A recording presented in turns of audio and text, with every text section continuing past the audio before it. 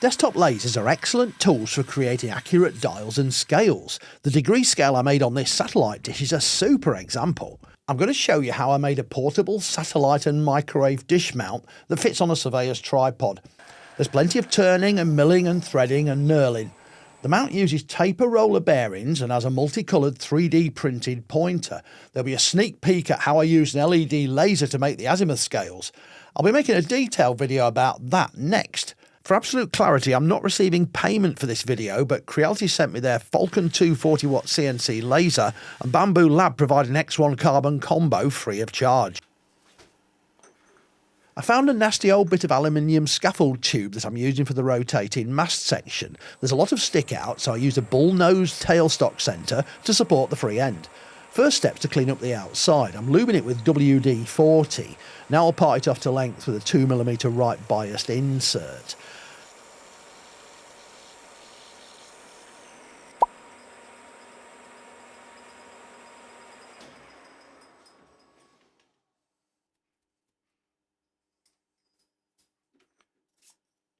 I'll change ends, then clean up the face and the rest of the outside. This tube's had a hard life of scaffolding and the surface is pitted, but it'll get scratched and mangled by clamps when it's in use, so I'm suppressing my urge to make it all shiny.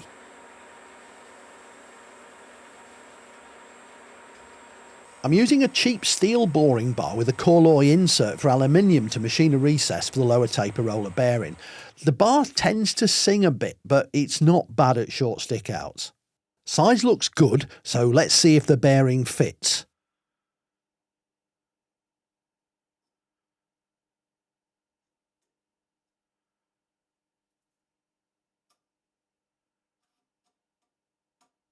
I think that'll do. Near enough anyway. Off camera, I bored the longer recess for the top bearing. It only took 2 attempts. The material of the rings is between 1 and 2mm thick, so it's impossible to hold it in a normal chuck. I've had this bit of aluminium plate for a while and haven't used it yet, so I chucked it in the forge and faced it off flat.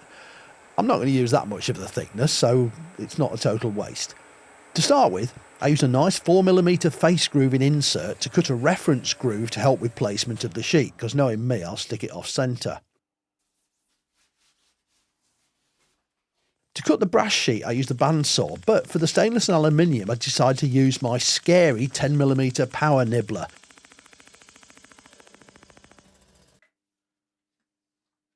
The process for each sheet was similar. I cleaned the surface with acetone and then applied 50mm wide painter's tape using a flat burnishing tool and give it a really good rubbing.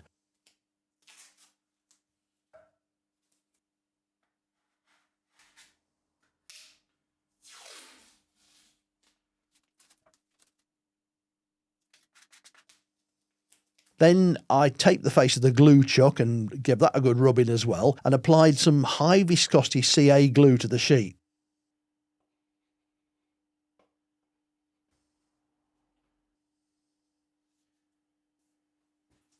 After applying some pressure and allowing the glue to set, I cut the outside and inside of the ring to size using that grooving tool.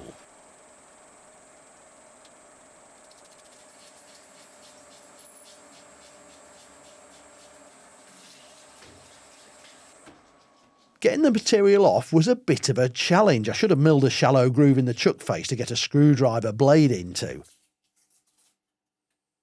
I'll be using the central discs for material test grids. Right, rinse and repeat with 2 brass rings, 2 stainless, 1 plain aluminium and some spares. This brass machines very nicely, it doesn't squeak and spray chips everywhere, lovely stuff.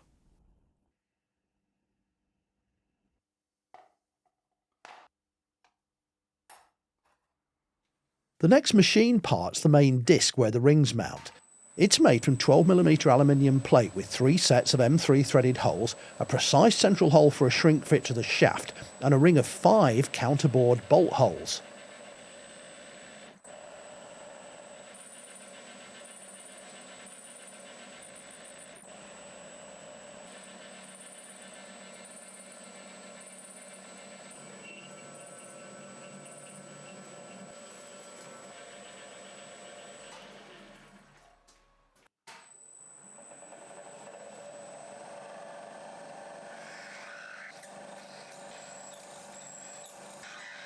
If perchance you're driven to an incandescent rage by me using an end mill in a drill chuck to make these counterbores, please don't bother writing a scathing comment. Go outside, look at some flowers, breathe.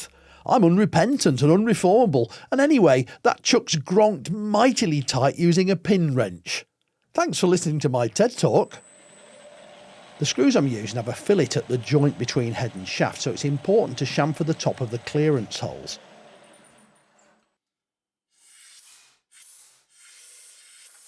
I'm using a boring head to get the central hole to a precise dimension. The shaft's machined oversized for a thermal shrink fit.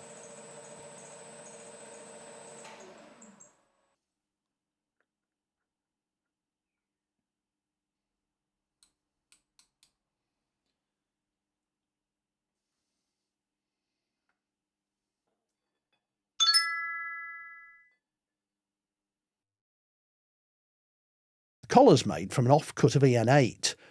It's got a matching 5-hole pattern of threaded holes and a precisely bored central hole. It's taking a nice finish so long as I bury the nose of the tool and work it hard.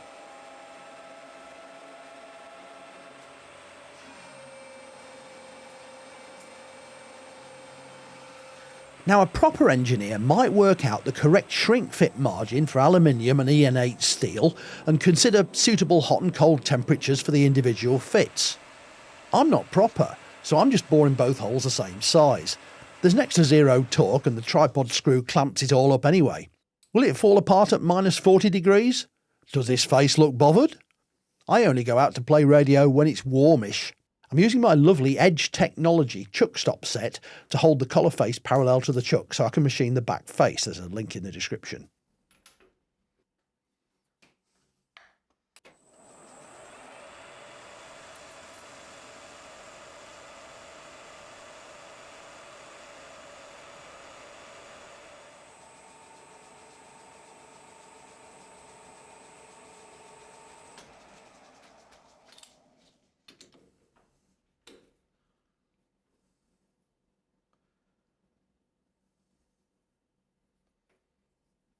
Now the collar faces are finished, I use my Heimer to find the centre of the large hole to align the hole pattern so it's coaxial.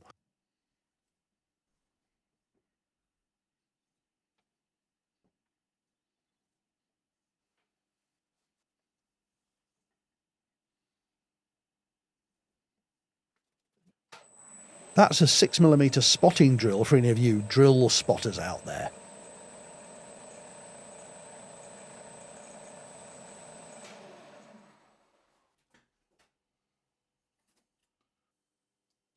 This one's a 5mm Cobalt HSS stub from Drill Service of Hawley.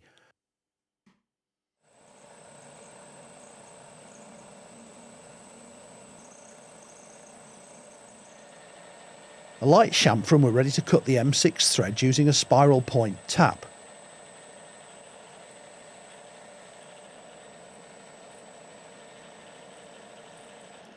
That brown gunge that looks like earwax is CT90. Lovely stuff. Next part to be made is the shaft. It's made from some bright drawn mild steel. One end has a 5/8 24 UNEF external thread to fit the Locknuts. The other's got a collar, a precise oversized diameter spigot, just the right size for the shrink fit, and an internal 5/8 11 thread, which of course is the standard for most surveyors' tripods. I'll need to support the free end with a rotating centre in the tailstock.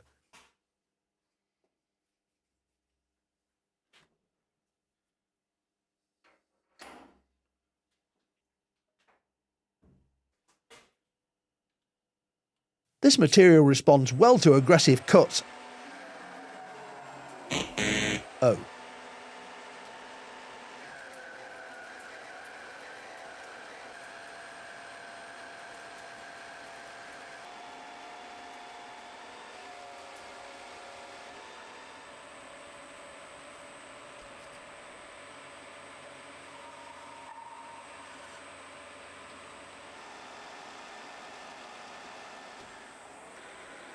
The shaft end needs reducing a little for the thread, and I'm cutting a gutter and chamfers for the start and end. I'll use a single point insert to cut the thread, and for once I'll use die chem and do a scratch pass and check with a thread pitch gauge. I'm leaving the lead screw engaged because it's a metric lathe and I'm not ABOM 79.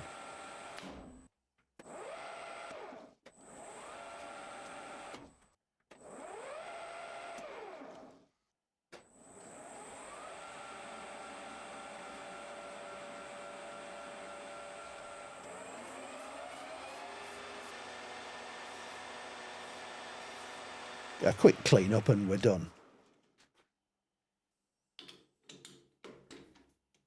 I'll need to cut off the excess on the bandsaw before completing the spigot end.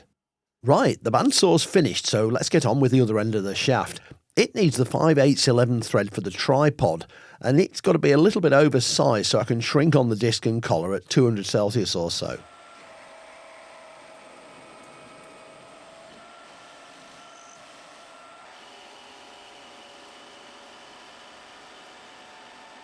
Drilling the hole in stages probably isn't necessary, it's just habit. The final hole size is 13.62mm, but I don't have a drill that size, so I'll finish it off with this tiny boring bar. These old Mitutoyo bore gauges are pretty stable, but I do like to check them once a week.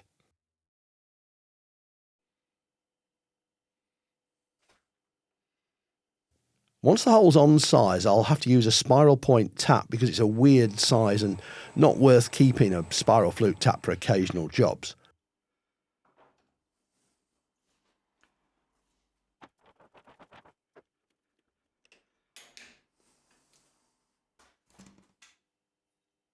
Quick degrease and test on the tripod and it all looks fine.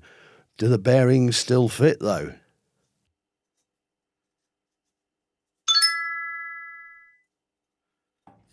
Right, it's time to make the plate and ring toasty warm. There's lots of condensation in the bore.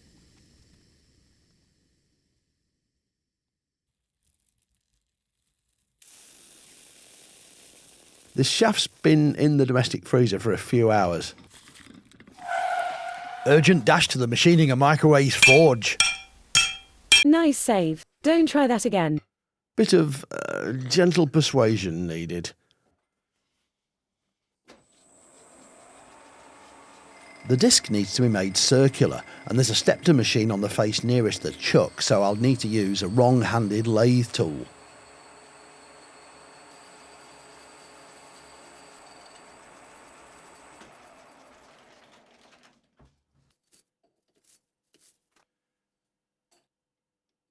The size of the scale mounting stab looks good, bit of a chamfer, and then I need to machine the bolts flush with the collar.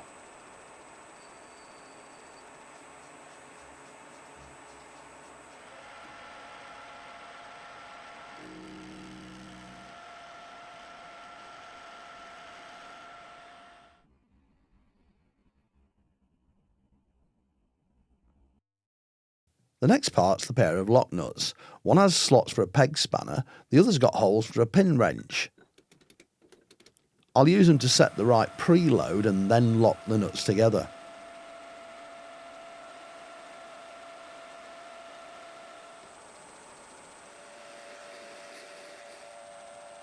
That knurl's probably not necessary, but I like knurls. One day I'll make a really good pinch knurler or get set up to do cut knurling. But for now, this very cheap bent pressure knurl will just have to do. The central hole's drilled to 17/64ths for the 5/8 24 UNEF thread that just happens to be the same as those on N-type coaxial connectors. Bit of a chamfer first, and then it's time to part off the larger nut.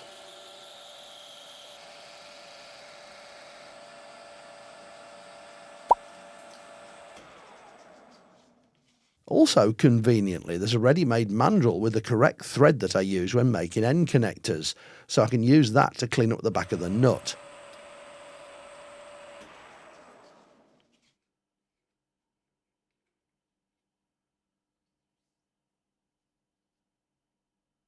I accidentally picked up the hex collet block instead of the square one, but it'll be fine for this job.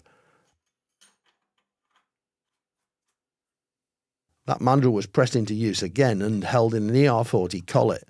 The threaded ring I'm using as a spacer used to be that knurled disc, and it's destined to become the smaller lock nut. Nice old school friction centre finder to set the spindle to the mandrel axis, then I've milled a slot on one side of the lock nut, flipped the collet block and milled the other.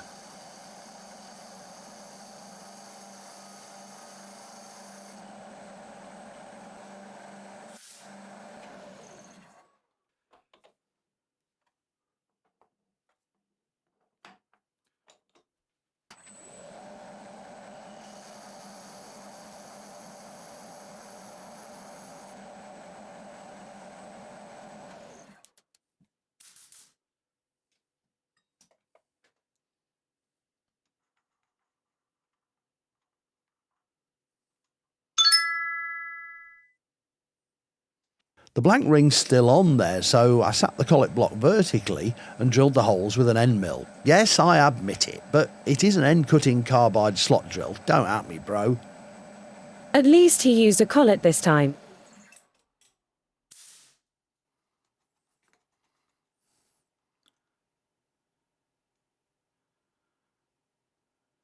Now I need to make the peg spanner and pin wrench.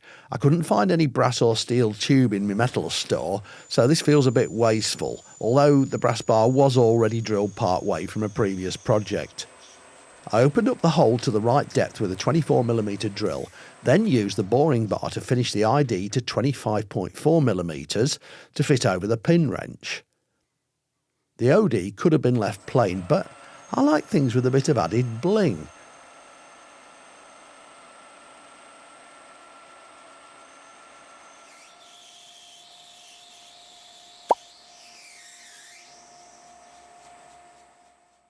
Rather than set up the collet block with a 30mm ER4 collet, I just used some parallels and a V-block and just enough vice pressure while I milled away the sides to leave the two pegs to fit the lock nut. And that fits nicely. Now it's time for the pin wrench. Nice simple bit of round bar with a central hole to clear the 5/8 UNEF thread, a stumpy Tommy bar and two 16th-inch domed steel dowel pins.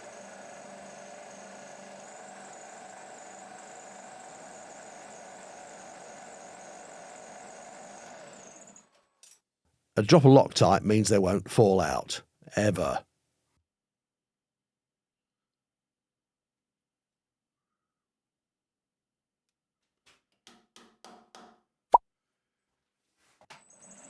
It's sitting on a wide parallel while I spot drill and then ream the cross hole.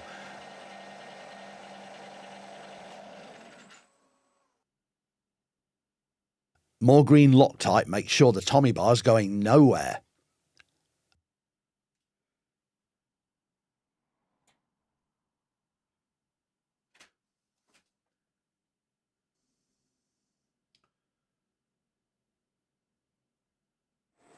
I found a bit of 30mm aluminium round bar with a cross hole, so I turned the end to 1 inch and milled 2 slots so the peg spanner was a snug fit, and then knurled part of the OD, chamfered the end and cut a groove with the chamfered sides. Just because.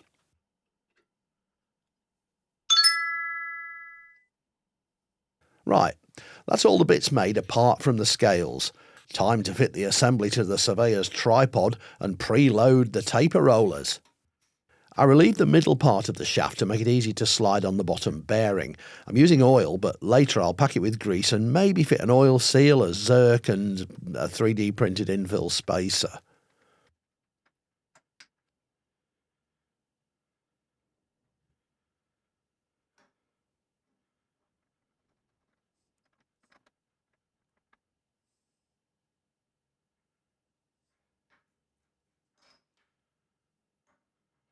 Well, that seems to work very well. A quick sanity check to make sure the rings fit okay. All those rings need 3 countersunk M3 clearance holes, so I made a mandrel with a steel boss to hold in the lathe and with square edges to fit in a mill vise. The idea is to use this not just for drilling but also for polishing and chamfering on the lathe. Using the mill's digital readout, I'm setting up a 3-hole pattern centred on the ring mandrel, with 3 holes at 118mm pitch circle diameter offset by 90 degrees. The first step's to drill and tap the M3 by 0.5 holes in the mandrel. Then I'll fit each of the rings in turn, holding with a clamp, and drill and countersink M3 clearance holes. I'm using my auto-reversing Vertex tapping head, so I don't end up snapping a tap or stripping a thread. I keep an Imperial R8 collet just for that. There's a rod that fits in the clamp on the quill housing to keep the body from spinning. It's all too much faff just for a few holes, but when you've got more than 5 or so, it's really worth the extra effort. I've never snapped a tap using this machine.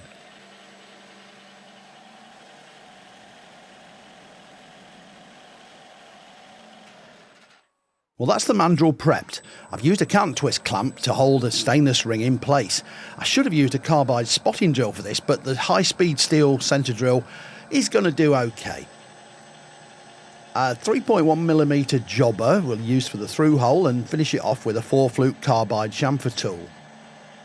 I drilled through an extra millimetre or so to create a counterbore on the mandrel and fitted 12mm countersunk M3 screws to hold the ring in place for the other holes. The head should be about 0.2mm below the surface of the ring. The stainless and brass rings need a bit of a satin texture so they don't reflect all the laser energy. What's that new machine? Have you been spending money again? No idea what you're talking about, Amy.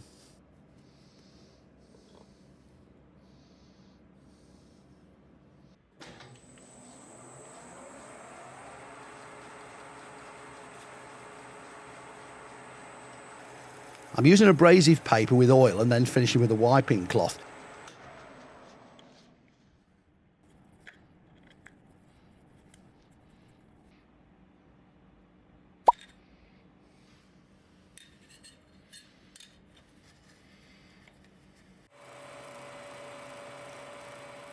The anodised rings just need a light chamfer, of course. Blue LED lasers have an interesting interaction with the metal atoms in stainless steel, forming a persistent coloured oxide. Whenever I'm anywhere near the laser and it's turned on, especially when the cover's open, I wear these stunningly attractive Edmund Optics filter goggles. Aluminium that's been anodised has a structure with microscopic pores in a layer of alumina a few micrometers thick. If you soak it in a suitable dye and then boil it in water, the dye gets sealed into the oxide. The water hydroxylates the alumina and creates a layer of bermite that's got a higher volume per molecule, so it bungs up the pores. Now, once you've done that, if you then blast the dye layer with a blue laser, the dye gets bleached to almost white. It's sort of ivory shade, but the protective oxide layer remains unchanged. At even lower speeds, at the highest intensities, the bare metal starts to show through, but then there's a risk of the reflections damaging the laser lens. But of course it also works on parts that you anodise yourself. More of that in a future video where I use the rotary axis to mark some cylindrical and conical antenna parts. I'll go into a lot more detail about using my splendid 40-watt Creality Falcon2 LED laser and all the shenanigans around the different manufacturing processes in an upcoming video. For the chemically etched brass rings, I needed some standoffs so I could support the ring in an acidified ferric chloride solution after ablating a varnish resist with the scale pattern. I turned them from a piece of polystyrene rod donated by a viewer. Thanks again, Pete. I cut a black acrylic pointer on the laser, but I chose unsuitable material and the edges ended up rough, so I added a skirt and pointer to the tapered collar in Fusion 360 and printed it using my gorgeous Bambu X1 Carbon Combo with its 4-reel AMS filament autochanger. The one-piece collar with its integral pointer used Bambu PLA-CF and PLA Tough, and as usual the X1 did a great job. It's now a regular part of my workflow, making fixtures but also complete product components like radomes and microwave lenses. More of that later. Time for a quick field test. The mount sits flat on the top face of the surveying tripod and it's locked in place using the integral knob and screw.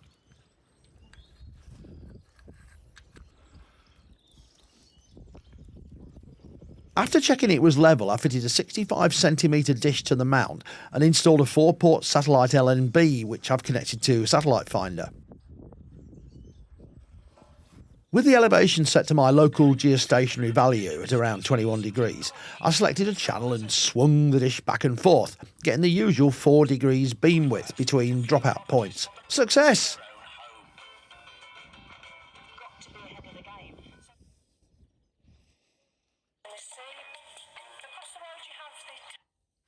I'll post a video about the process I used for each different scale ring and maybe try fitting a brake to lock the mount.